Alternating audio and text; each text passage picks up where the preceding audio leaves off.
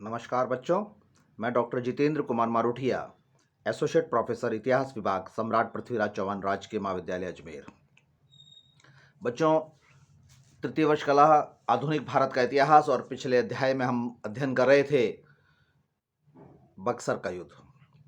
और बक्सर के युद्ध के पृष्ठभूमि प्लासी के युद्ध से लेकर बक्सर का युद्ध यानी 1757 से लेकर 1764 के बीच में जो घटनाएं घटी, मीर जाफ़र का नवाब बनना, मीर कासिम का आना, मीर कासिम के बाद में फिर वापस मीर जाफ़र का आना, इन सारी घटनाओं का हमने पिछले उसमें अध्ययन किया।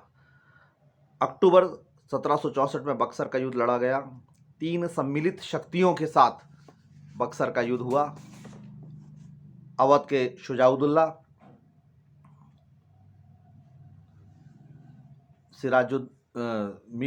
मीर कासिम बंगाल के नवाब और मुगल सम्राट शाह आलम, इन तीनों ने सम्मिलित होकर ब्रिटिश सेना का मुकाबला करने का प्रयास किया।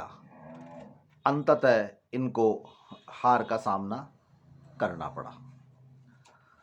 अब स्थिति यह आती है कि ऐसा क्या हुआ कि तीनों हार गए। कारण यह था कि क्षणिक रूप से अपने अपने निजी राजनीतिक स्वार्थ से गठबंधन हुआ था, जिसको हम ठगबंधन भी कह सकते हैं। जब तीनों कुशल स्थिति में थे तब उन्होंने अंग्रेजों के विरुद्ध या आभास करते हुए, पूर्व अनुमान लगाते हुए किसी प्रकार का कोई विरोध नहीं किया। जब तीनों विपरीत स्थिति में थे तो उन्होंने अपने आप को एक दूसरे से जोड़ने की कोशिश की, और वास्तविकता ये थी कि जुड़ तो गए लेकिन एक दूसरे की शक्ति के भरोसे थे। हर व्यक्ति अपने आप को कमजोर मान रहा था और दूसरों के भरोसे था, और ये जो वृत्ताकार प्रभाव चल रहा था एक दूसरे के भरोसे का, इसी ने ही उनको सम्मिलित सेना को पराजय का सामना करने का कारण दिया। हमने बक्सर के युद्ध के कारण पढ़े थे। अब इसके बाद अपना आता है कि बक्सर के युद्ध के परिणाम क्या हुए। देखिए, जुलाई 1763 बक्सर से ठीक पहले मीर जाफ़र नवाब बना दिया जाता है, पहला कारण। दूसरा, अंग्रेजी जो कंपनी थी, ब्रिटिश ईस्ट इंडिया कंपनी थी, उसकी शक्ति में अप्रत्याशित वृद्धि हो गई। और अप्रत्याशित वृद्धि इसलिए हो गई कि पिछले 9 सालों में न केवल वे साम्राज्य निर्माता बन रहे हैं बल्कि आर्थिक निर्माता भी बन रहे हैं। लगातार उनको किसी न किसी घटनाओं से जो भारत के बंगाल के नवाबों के विरुद्ध जा रही है उसमें पैसा मिलता रहा है। तो कंपनी की शक्ति में, कंपनी की प्रतिष्ठा में वृद्धि हुई। साथ ही सम्मिलित सेना को पराजित करके मुनरो जो नेतृत्व कर रहे थे, ये सिद्ध कर दिया कि अंग्रेजी सैनिक शक्ति श्रेष्ठता लिए हुए है। सैनिक श्रेष्ठता का प्रमाण सामने आ गया। मुगल सम्राट पर कंपनी का प्रभाव स्थापित हो गया, एक जो युगों से चल रहा था।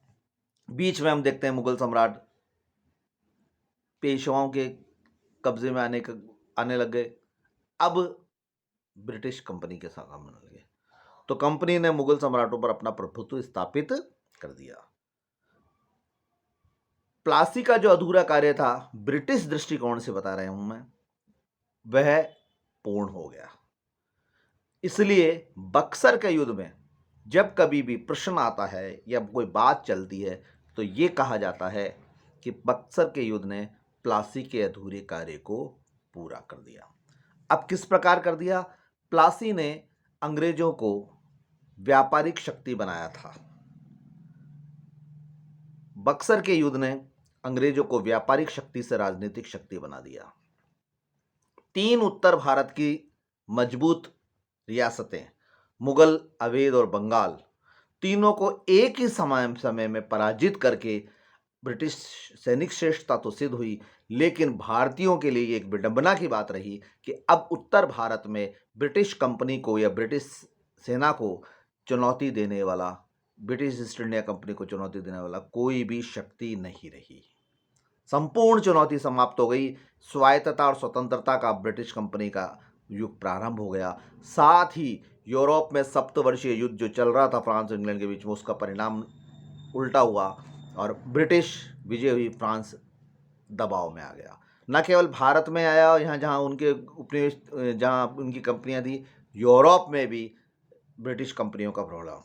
तो इस प्रकार हम देखते हैं कि बक्सर के युद्ध जो अक्टूबर 1764 में लड़ा गया था तीनों सम्मिलित सेनाओं के साथ में, और जिसके कारण सबसे महत्वपूर्ण कारण उसके यही थे कि मीर कासिम ने सुधार किए थे, और मीर कासिम के सुधार के कारण अंग्रेज़ों ने जिस उम्मीद से मीर जाफ़र को हटाकर मीर कासिम को बनाया था, वो उम्मीद उनके विपरीत जाती रही, और इस विपरीत जाने के कारण ऐसा माना जाता है कि अंग्रेज इस बात पे खुश नहीं हुए। मीर कासिम ने सुधार किए, दस्तक प्रथा हटाई, भारतीयों को महत्व दिया, भारतीय राजाओं को उन्होंने दिए, उन सब के कारण ये युद्ध शुरू हुआ, और अंततः अक्टूबर 1764 में बक्सर का युद्ध हुआ, जिसके अब हम परिणाम पढ़ रहे हैं। एक बात और सामने आती है, और ये बात सामने आती है कि 1765 अगले ही वर्ष लॉर्ड क्लाइव वापस आ जाते हैं। 1760 से लेकर 1765 तक लॉर्ड क्लाइव ब्रिटेन में रहे, और वह भारत में बंगाल के गवर्नर बनकर वापस आते हैं। इलाहाबाद की संधि हुई, अवध के मुगल सम्राट के साथ और अवध के नवाब के साथ अलग अलग संधियां की गई, और मीर कासिम के साथ में किसी प्रकार की संधियों संभव ही नहीं था, क्योंकि मीर जाफ़र वापस नवाब बना दिए गए थे। मीर कासिम 13-14 वर्ष तक बाहर चले गए, और अंततः उनकी मृत्यु हो गई। अब मुगल सम्राट जो खुद बंगाल को जीतना चाह रहा था, उसने अंग्रेजों को अधिकार दे दिए। 1765 से लेकर 1772 तक की क्या राजनीतिक और आर्थिक स्थिति बंगाल में द्वैत शासन किस प्रकार हुआ, इसका हम अगले वीडियो में अध्ययन करेंगे। आज हमने बक्सर के युद्ध के परिणाम का अध्ययन किया। धन्यवाद।